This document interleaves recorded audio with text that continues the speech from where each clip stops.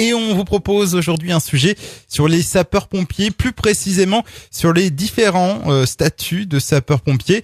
Donc il en existe 4 en France. On les passe en revue avec notre invité du jour, Frédéric Duchemin. Alors on commence donc ces statuts de sapeurs-pompiers par ceux qu'on rencontre le plus, puisqu'ils représentent près de 80% des effectifs en France, les sapeurs-pompiers volontaires. Oui, effectivement, ils représentent 80%. Il y en a un petit peu plus de 200 000 sur le territoire national.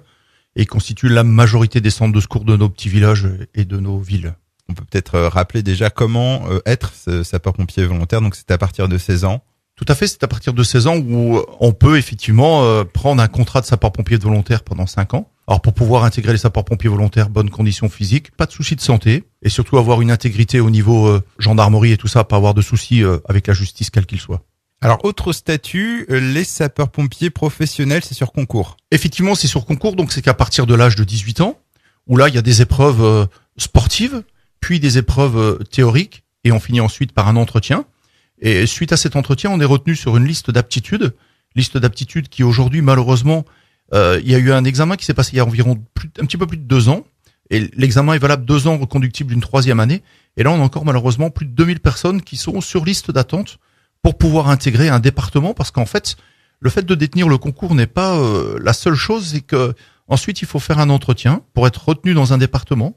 Une fois qu'on a fait cet entretien, qu'on est retenu dans le département, on a une formation forcément. Et puis ensuite, on a 1 an avant de passer titulaire. 1 an avant de passer titulaire, et au bout de cette année de titularisation, on devient fonction publique territoriale C. Et donc voilà. Alors ça, c'est un peu la même chose que le statut pompier professionnel. On en rencontre seulement à Paris et Marseille. Il s'agit des pompiers militaires. Effectivement, les sapeurs-pompiers militaires, donc ils sont un petit peu plus de 8000 sur Paris. En fait, Paris, on dit les pompiers de Paris, mais ils défendent aussi les 3 départements de la petite couronne, c'est-à-dire le 92, le 93 et le 94. Et ce sont effectivement un statut militaire. Alors eux, ils dépendent du ministère de l'Intérieur et du ministère des Armées. Alors Manu, on a oublié de parler des marins-pompiers de Marseille. Ils dépendent forcément de la Marine nationale. Donc, ils peuvent s'adresser à la Marine nationale pour ceux qui veulent rentrer chez les marins-pompiers.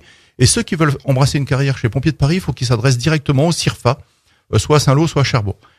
Et puis un 4e donc statut, un peu moins connu celui-là, les pompiers en entreprise. Donc les pompiers d'entreprise qu'on retrouve dans des grandes entreprises typiques, par exemple Total, enfin toutes les entreprises de raffinerie.